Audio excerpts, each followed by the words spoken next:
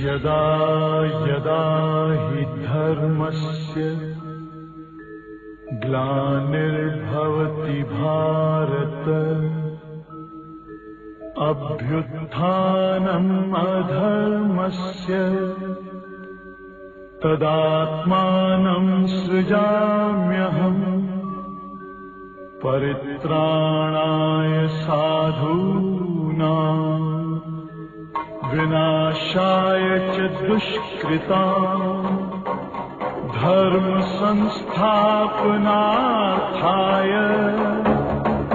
संभवामि युगे युगे।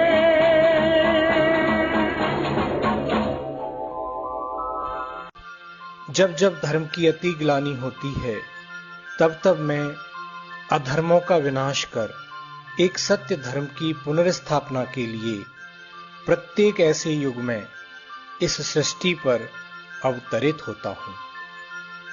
यहां पर यह बात विचारणीय है कि अति धर्मग्लानि का समय द्वापर युग है या कलयुग, क्योंकि जब परमात्मा ने अधर्म का विनाश कर सत्य धर्म की स्थापना कर दी तो निश्चित ही उसके उपरांत श्रेष्ठ दैवी संपदा युग आना चाहिए। लेकिन सृष्टि चक्र के अनुसार देखें तो और ही घोर पापाचार जनसंख्या वृद्धि का समय कलयुग आ गया।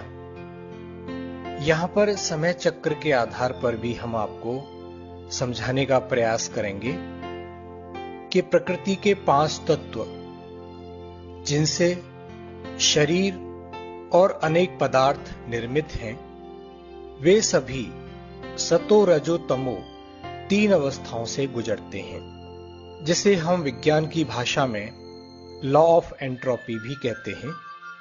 अर्थात हर प्रकृति जनित वस्तु पदार्थ नए से पुराना होता है और प्रकृति का प्रभाव पुरुष अर्थात आत्मा पर भी उसी क्रम में निश्चित रूप से आता ही है। युगों के चक्रों को आप देखें, सतयुग, त्रेता, द्वापर, कलयुग। आयु की अवस्थाओं का चक्र देखें, बाल्यावस्था, युवावस्था, प्रौढ़ावस्था, वृद्धावस्था। दिन के प्रहर का चक्र देखें, सुबह, दोपहर, शाम, रात्रि। इस प्रकार ये सभी क्रमवार सतो रजो तमो 3 अवस्थाओं से गुजरते हैं और सभी की अंतिम अवस्था थकान एवं अंधकार युक्त होती है। अतः अति थकान व अति अज्ञान के समय पर ही ज्ञान व विश्राम की आवश्यकता होती है।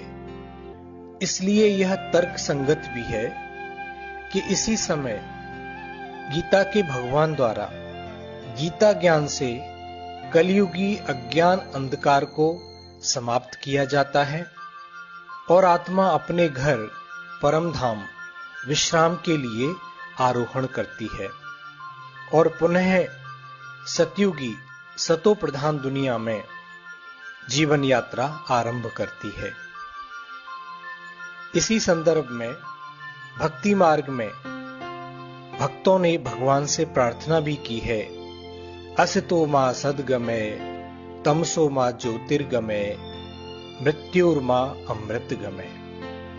इस प्रकार गीता ज्ञान देने का समय कलयुग का अंत और सतयुग के आने से पूर्व का समय ही हो सकता है, जिसे हम पुरुषोत्तम संगम युग कहते हैं।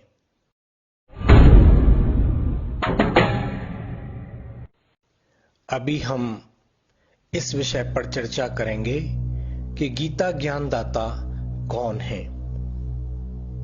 यहां यह स्पष्ट कर देना आवश्यक है कि भगवान या परमात्मा शब्द दैहिक रूप का परिचायक नहीं है, बल्कि निराकार रूप का परिचायक है।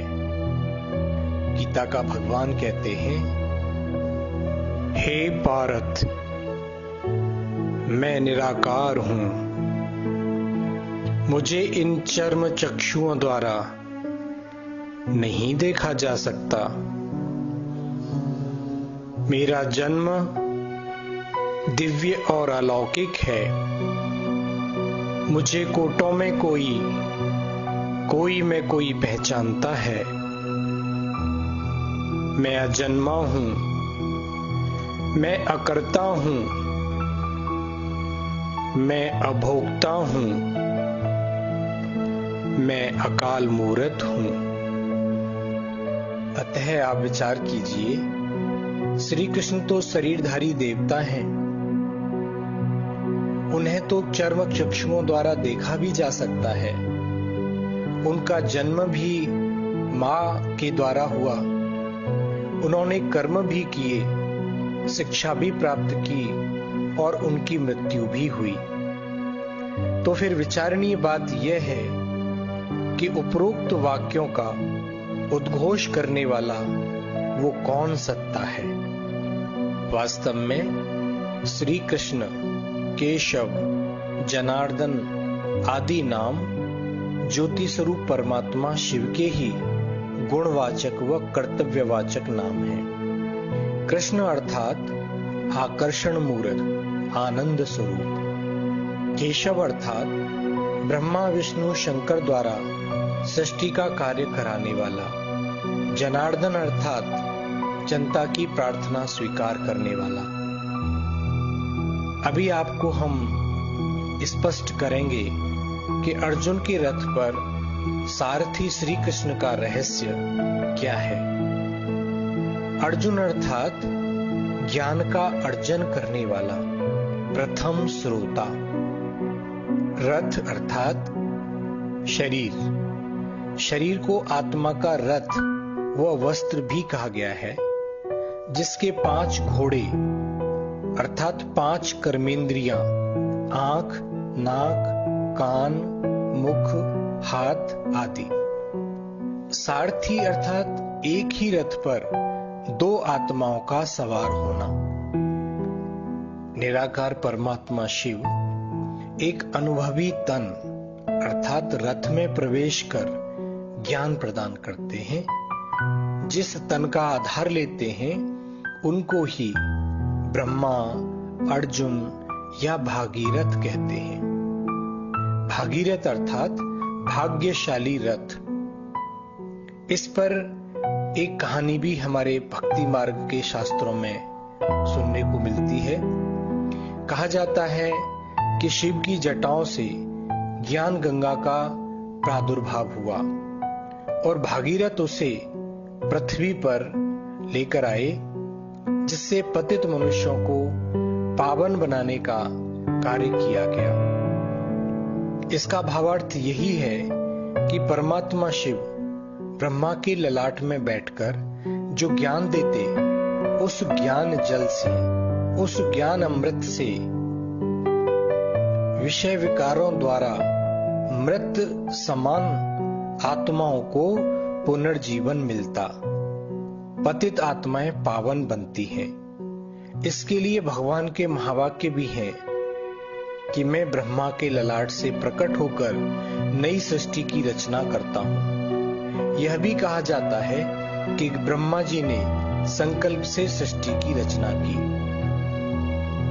गीता ज्ञान श्री कृष्ण के द्वारा दिए जाने के संदर्भ में यहां पर एक बात और हम आपको स्पष्ट करना चाहते हैं कि सतयुग के प्रथम राजकुमार जो बहुत ही आकर्षण मूर्त होते हैं, उनका नाम भी कृष्ण दिया जाता है। कृष्ण माना आकर्षण मूर्त। परमात्मा का नाम उस आकर्षण मूर्त बच्चे को दिया जाता है। वैसे भी वो आत्मा नेक्स्ट टू गॉड ही होती है। इस प्रकार श्री कृष्ण की आत्मा जो प्रथम जन्म में श्री कृष्ण होती है, वही आत्मा जब कलयुग के अंत में अपने अंतिम जन्म में पहुंचती है, उसी तन में परमात्मा शिव निराकार प्रवेश कर उनके द्वारा ज्ञान प्रदान करते हैं और उस आत्मा को ब्रह्मा नाम देते हैं। इसलिए कहा जाता है कि ब्रह्मा की नाभि से विष्णु उत्पन्न हुए और विष्णु की नाभि से ब्रह्मा उत्पन्न हुए। एक ही आत्मा द्वारा अलग अलग समय पर 2 कार्य किए गए। गीता को कृष्ण की माता भी कहा जाता है। गीता अगर मां है तो पिता भी अवश्य होगा। वास्तव में परमात्मा पिता द्वारा गीता ज्ञान सुनाया जाता है और उस ज्ञान को कलयुग के अंत में सुनने वाली आत्मा ही सतयुग में प्रथम राजकुमार श्री कृष्ण के रूप में जन्म लेती है। इसलिए गीता को कृष्ण की माता कहा गया है। अभी आपको हम एक खुशखबरी सुना रहे हैं कि शीघ्र ही निकट भविष्य में इस कलयुगी दुनिया के महापरिवर्तन के पश्चात श्री कृष्ण का जन्म इस भारत भूमि पर होने वाला है। श्री कृष्ण 16 कला संपन्न, संपूर्ण निर्विकारी, मर्यादा पुरुषोत्तम, संपूर्ण अहिंसक आत्मा है। वे परम पवित्र हैं, इसलिए उनके पांव इस पतित सृष्टि पर पड़ नहीं सकते। उनके आने से पूर्व इसकी स्वच्छता, इसका महापरिवर्तन नितांत आवश्यक है। प्रकृति के पांचों तत्व संतुलित व सतोप्रधान बनेंगे। तत्पश्चात श्री कृष्ण का जन्म इस भारत भूमि पर होगा। आपने भक्ति मार्ग में कथाओं में सुना होगा कि श्री कृष्ण का जन्म मध्य रात्रि के समय पर होता है। जेल की सलाखों के पीछे उस समय आंधी, तूफान, बारिश, प्राकृतिक आपदाओं का अत्यंत प्रकोप होता है। अगर आज आप देखें, वही दृश्य पुनः सृष्टि का हमारे सम्मुख आ चुका है। कलयुगी अज्ञान अंधकार रूपी रात्रि है। पूरा संसार विषय वासना, पापाचार, अत्याचार रूपी कंस की कैद में है। हर मानव आज अपने को जेल में अनुभव कर रहा है। आपने श्री कृष्ण के संदर्भ में एक कहानी और सुनी होगी, जिसमें दिखाया है कि इस सृष्टि की महाप्रलय के पश्चात सागर में पीपल के पत्ते पर तैरता हुआ पहला बच्चा श्री कृष्ण है। तो आज वही समय पुनः हमारे सम्मुख आ पहुंचा है। सतयुगी दुनिया के प्रथम महाराज कुमार पुनः इस भारत भूमि पर अवतरित होने वाले हैं। ओम शांति शांति।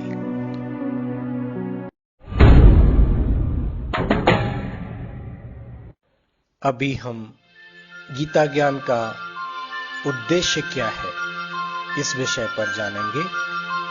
प्रकृति पुरुष, क्षेत्र क्षेत्रज्ञ अर्थात आत्मा और शरीर के भेद को स्पष्ट करने का उद्देश्य है।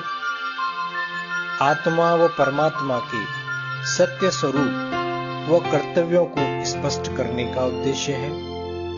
कर्म अकर्म विकर्म की गुह्य गति का ज्ञान प्रदान करना गीता ज्ञान का उद्देश्य है। दैवी आसुरी संप्रदाय का अंतर समझाना, काम क्रोध आदि विकारों पर विजय प्राप्त कराने की विधि सिखाना, ये गीता का प्रयोजन है। गीता को द्वंद्व युद्ध शास्त्र भी कहा जाता है। इसे धर्म संग्राम भी कहा गया है। महाभारत अर्थात समूचे विश्व में युद्ध का वातावरण जो वर्तमान समय हम देख रहे हैं। महाभारत वास्तव में मनोविकारों के साथ युद्ध की कहानी है। कुरुक्षेत्र अर्थात कर्म क्षेत्र। अब यहां पर हम महाभारत के पात्रों के ऊपर प्रकाश डालेंगे।